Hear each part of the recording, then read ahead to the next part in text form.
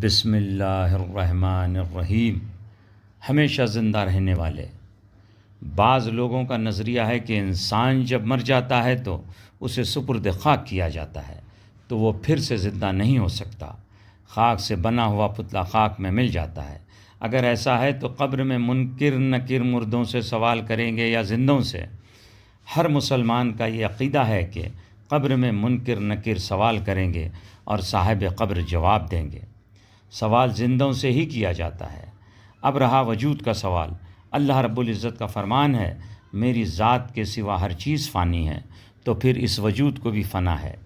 اللہ جل و شان فرماتے ہیں کہ جب کوئی بندہ میری ذات میں فنا ہو جاتا ہے تو میں اس کی زبان بن جاتا ہوں، میں اس کی آنکھ بن جاتا ہوں، میں اس کے ہاتھ بن جاتا ہوں، میں اس کے کان بن جاتا ہوں، تو پھر اس وجود کو فنا کیسی؟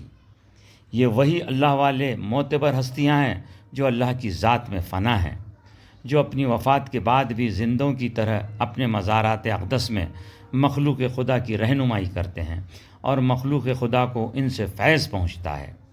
شاہ ولی اللہ دہلوی کے والد محترم ایک کوچے سے گزر رہے تھے، اس وقت ذوق میں آ کر شیخ سعدی شیرازی کے اشعار گنگنا رہے تھے۔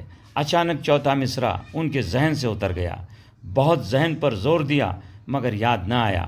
اس وقت ایک فقیر نورانی چہرہ، دراز زلف، پیر مرد نمودار ہوا، وہی مصرع پڑھ رہا تھا جو میرے ذہن سے اتر گیا تھا۔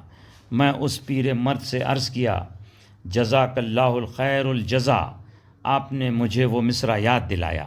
اس پیر مرد نے کہا، مجھے جلدی جانا ہے۔ میں نے بھی کہا، میں بھی جلدی چلوں گا۔ یہ کہہ کر وہ پیر مرد نے قدم اٹھایا اور کوچے کے آخری حصے میں رکھا۔ میں سمجھ گیا کہ یہ کسی بزرگ کی روح انور جو وجود کی شکل میں آئی ہے۔ میں نے ادباً آواز دی کہ اپنے نام سے مطلع کیجیے تاکہ فاتحہ پڑھ لیا کروں۔ اس پیر مرد نے جواب دیا، فقیر کو سعدی کہتے ہیں۔ یہ ہے اللہ والوں کی شان جو اللہ کی ذات میں فنا ہیں۔ یہ وہی معتبر نورانی ہستیاں ہیں جو ہمیشہ زندہ ہیں۔